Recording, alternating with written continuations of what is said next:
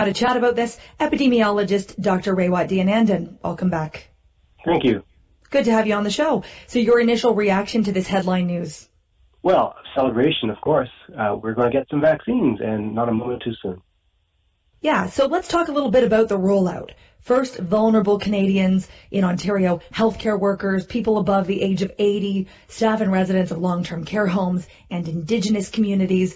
And then they start opening it up. Then they say by the summer, 40 to 50% of people are getting their shots by June.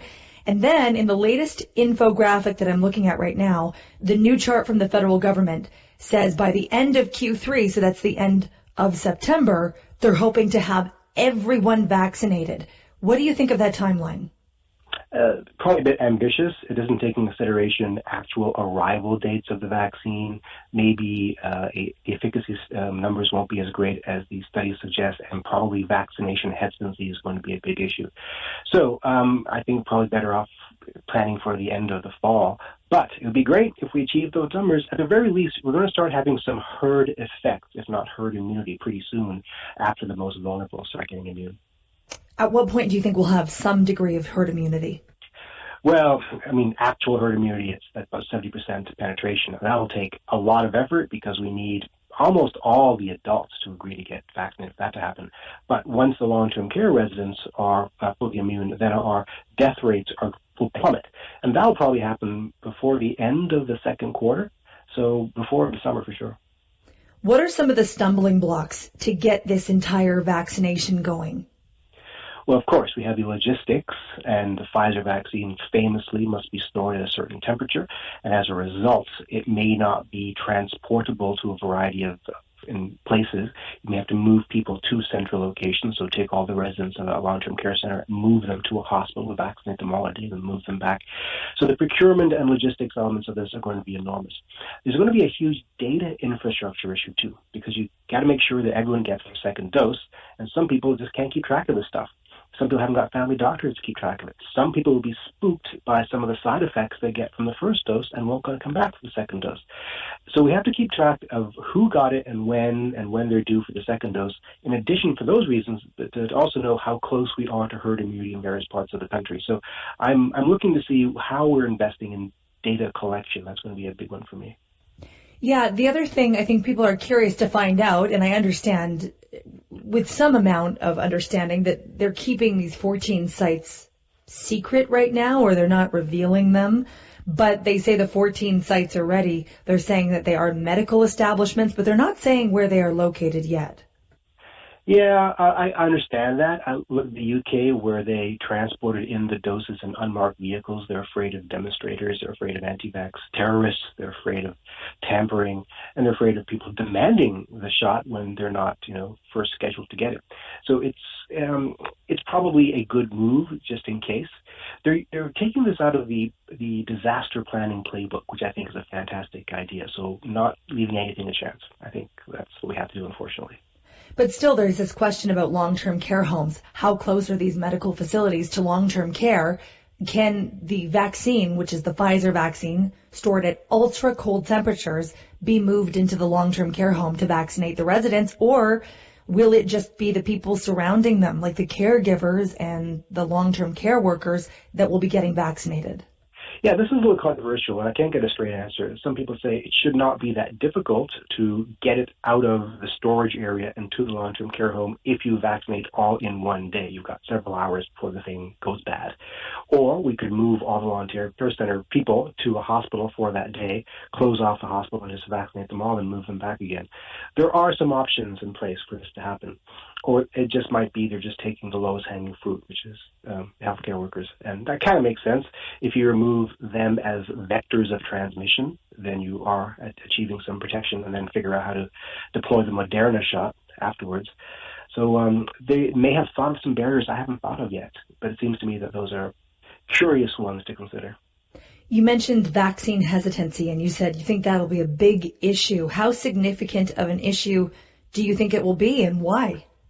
Well, this vaccine has not been tested on people under 18. It will be soon, and we'll have some data pretty soon. But until that happens, we can't give it to kids. That means we can only achieve herd immunity amongst the adults. And if 70% is our goal, Well, we're looking at about 27.7 million people in Canada are adults, but we need about 27 million to get vaccinated to get herd immunity. That's 70% of the country. So we're looking at pretty much all adults.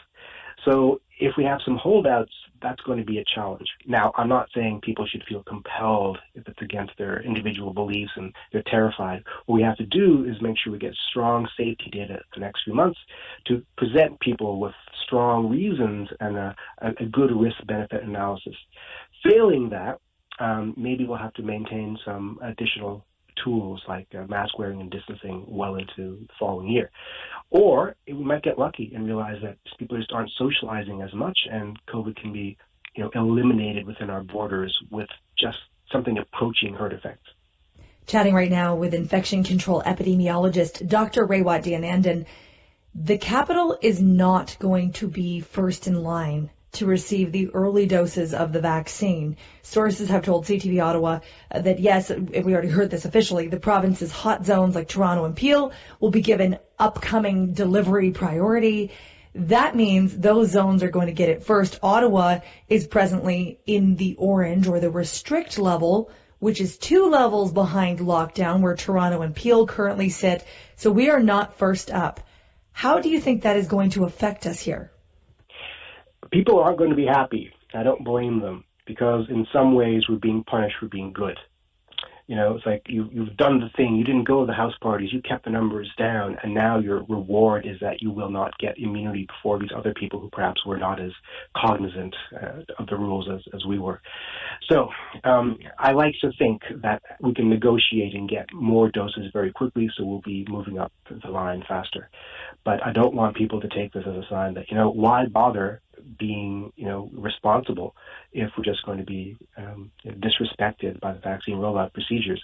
I think we have to maintain our discipline and keep the numbers low while we wait in line for our doses, unfortunately. But I share the frustration of other Ottawans. I wish we were higher up the line. Still a lot of questions about this. You mentioned the vaccine in children. That's going to be explored next, so we don't know that. But about the vaccine that is going into people's arms right now, we still have questions about it. Like, we don't know, or we haven't been told, how long the inoculated person is protected for and whether or not they can still shed, not shred, the virus to other people. When will we have any sorts of answers on that? Good question. So we will know probably around the transmission issues within the first 4 or 5 months because the epidemiological signals will be strong. For example, if people are not getting infected, if our test positivity rate drops dramatically, that suggests strongly that this thing is actually curtailing transmission, not just symptoms. But in terms of how long immunity will last, we won't know until the time goes by. So every month that goes by that people are still immune, we know they're immune for that month. So that's just the nature of the physical. And then maybe it just starts to wear off? Yeah, however, most experts look at the data and feel that it's going to last for at least a year, if not longer. So the last estimates I've been reading suggest that this will not be a yearly vaccine, maybe every 2 years. Could be wrong, but it seems that the strength of the antibody production response will not. If you look at SARS, for example, the first SARS, the antibodies were maintained for years afterwards, and to a strong extent for a couple of years, I think. So I would not be surprised if we had immunity for lasting more than 1 year. If it's just 1 year, well, that's great still. That's like a yearly flu shot. We can do that. That's not a big deal. So, but like a yearly flu shot, will we have to worry about what strain it is? Is it going to change? It might change, but here's the thing. The mRNA technology makes it so easy to pivot and to make a new formulation. In fact, the current one was invented in 48 hours, the Moderna mRNA vaccine. Right after they got the genetic code, 48 hours later, they had the vaccine. It just took all these months to test it. So once we have the safety profile and the delivery mechanism straightened out, anytime we have a mutation, we just create a new mRNA version of it and create the vaccine, and we're ready to go. Raywat Deonandan, great to have you back on the show. Thank you so much. Thank you.